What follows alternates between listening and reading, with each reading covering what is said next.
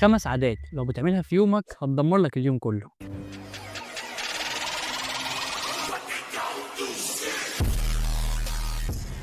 اهلا بيكم في حلقه جديده على اليوتيوب. حلقه النهارده من الحلقات المهمه جدا والمختلفه، حتى المكان نفسه اللي بتصور فيه مختلف، علشان انا كنت في سفر وكان لازم اصور الفيديو عشان الحلقه تنزل لكم في المواعيد بتاعتها وما ناخرش عليكم. وهنتكلم في الحلقه دي عن 5 عادات سيئه لو بتعملها هتدمر لك اليوم من غير ما تحس، واليوم يعدي من غير اي انتاجيه وتحس انك ما انجزتش ولا حاجه. وللاسف العادات دي ناس كتير مننا جدا بتعملها حتى وهي مش حاسه، وبتخلي اليوم يتدمر اصلا من قبل ما يبدا. وما تقلقش، مش هقول لك العادات دي واسيبك مع نفسك، لكن هقول لك كل عاده بعدها ايه افضل حل ممكن تعمله عشان تتخلص من العاده دي. وخلينا نبدا في الحلقه على طول. اول عاده معانا سيئه ومدمره الصراحه، وهي اول ما تصحى من النوم تروح على الموبايل على طول. تفتح الموبايل، تفتح الفيس، انستجرام، السوشيال ميديا، تقعد تسكرول وتقلب اول ما تصحى من النوم.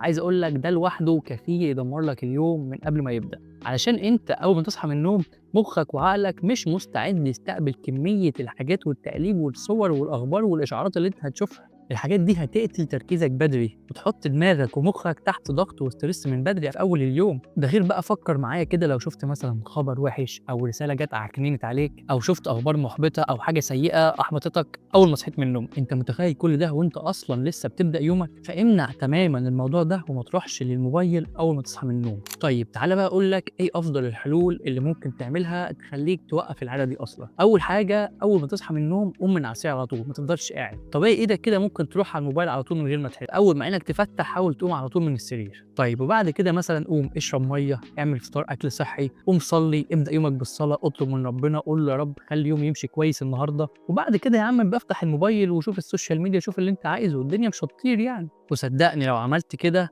هتلاقي يومك بيعدي وانت بتنجز حاجات كتيره جدا اكتر اصلا ما كنت متخيل. وتاني عاده سيئه بنعملها في اليوم وهي التاجيل او التسويف، بالذات الحاجات الصعبه او الحاجات التقيله او الكبيره. كتير مننا بيأجل الحاجات الصعبه لاخر اليوم ويقول أنا بعملها بعدين، ويبدا الاول ممكن بالحاجات السهله. لكن الموضوع ده للاسف بيحط عليك ستريس وضغط كبير جدا، وفي الاغلب لما يجي وقت الحاجه الصعبه دي بتكسل وممكن ما تعملهاش وتفضل تأجل فيها لحد ما تعملش خالص. فمن افضل الحاجات اللي ممكن تعملها هي انك تبدا الشغل بتاعك او المهام بتاعتك اللي هتعملها في اليوم بالحاجات الصعبه والحاجات التقيله، ولما تخلصها ده هيديك حافز كبير جدا انك تكمل في باقي الحاجات السهله.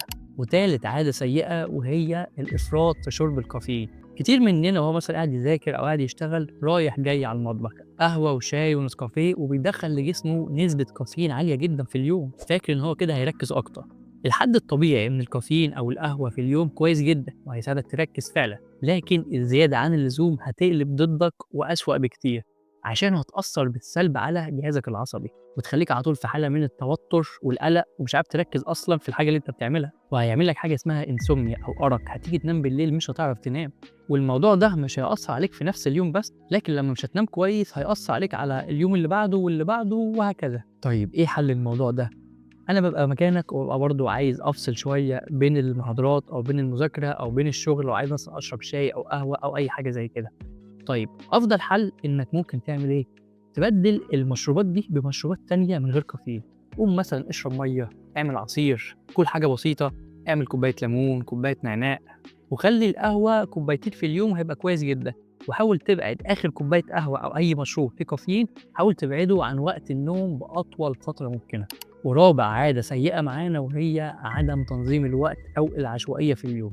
يعني اول ما تصحى انت مش عارف هتعمل ايه بالظبط النهارده، ومش بيبقى عندك خطه واضحه لليوم، فبالتالي اليوم هيمشي معاك عشوائي، وهتيجي في اخر اليوم هتفتكر حاجات انت كنت ناسيها عايز تعملها، وهتحس نفسك ما انجزتش اصلا واليوم عدى من غير اي فايده، فممكن تحس باحباط وما تكملش اصلا في اللي انت بتعمله. فانا بفضل دايما قبل ما انام هبقى عارف هعمل ايه لبكره. ابسط حاجه اكتب مثلا في النوت عندك على الموبايل عايز تخلص 1 2 3، على اللاب مثلا عايز تخلص الحاجات اللي انت عاوز تخلصها، بحيث مثلا اول ما تصحى من النوم لو في حاجه كنت ناسيها وتبقى مرتب كده في دماغك ايه اللي عايز تعمله بكره. ولما تخلص حاجه من اللي كاتبهم ممكن تعمل عليها علامه صح، وده هيحفزك اكتر تنجز حاجات اكبر وتكمل في اللي انت بتعمله كويس جدا. وكل ما تنجز حاجه منهم هيحفزك تنجز وتكمل في الحاجه اللي بعديها، وهتلاقي اليوم بتاعك عدى بافضل انتاجيه وافضل شكل.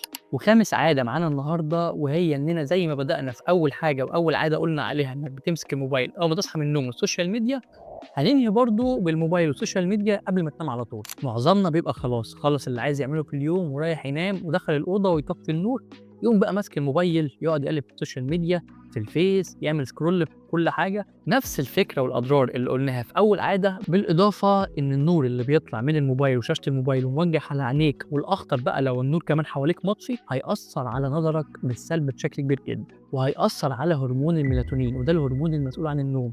مش هتعرف تنام كويس. غير أصلا إن المحتوى والحاجات اللي أنت بتشوفها وبتسكرول عليها على الموبايل والسوشيال ميديا هتخليك فايق ومصحصح ومش عايز تنام، وأنت أصلا مش ده المطلوب خالص. غير إن ممكن يجي لك أصلا وأنت بتسكرول قبل ما تنام أخبار مش حلوة، مسجات تعصبك، أو أي حاجة تضايقك وتخليك تفضل مشغول وتفكر فيها طول الليل، وبالتالي برضه مش هتعرف تنام كويس. طيب وإيه الحل بقى في الموضوع ده؟